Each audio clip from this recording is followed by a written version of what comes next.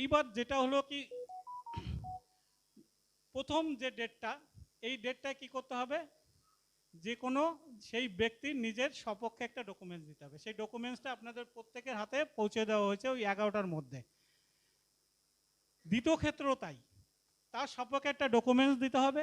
তার মা অথবা বাবার কেউ যদি 2002-এর ভোটার লিস্টে থাকে তার একটা কপি ওর সঙ্গে জুড়িয়ে দিতে হবে। তারপরেটা কি হলো, তার সপক্ষে একটা দিতে হবে। মা এবং বাবা যদি ভোটার লিস্টে নাম থাকে, মানে এই এই ডকুমেন্টস বাদে বলছি, কিন্তু এটা কিন্তু তার মধ্যে নেই, এটা এক্সট্রা।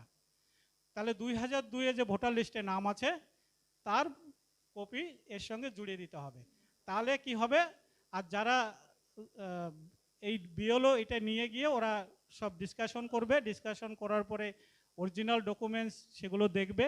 কারণ এই যে আপনারা ডিক্লারেশন দেবেন, সেই ডিক্লারেশন নিচে একটা লাইন আছে, ডিক্লারেশনটা এখন আমার কাছে নেই, যে আপনি যদি কোনো ধরনের ফলস ডকুমেন্টস সাবমিট করে থাকেন তাহলে আপনার ভোটার লিস্ট থেকে নাম কাটা যাবে।